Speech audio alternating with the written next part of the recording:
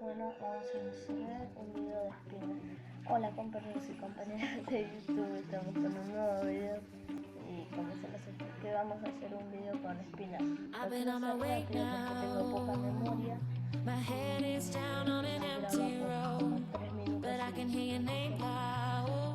bueno, lo vamos a hacer con las cositas de continuamos. Después voy a hacer la segunda parte y después la tercera parte.